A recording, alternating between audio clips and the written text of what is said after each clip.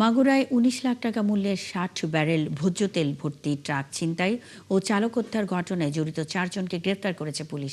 একই সঙ্গে উদ্ধার হয়েছে ছিনতাইকৃত ভোজ্য তেলের বড় একটি অংশ। সোমবার পুলিশ সুপারের কার্যালয়ে আয়োজিত প্রেস ব্রিফিংয়ে এসব তথ্য জানান পুলিশ সুপার মোল্লা আজাদ হোসেন।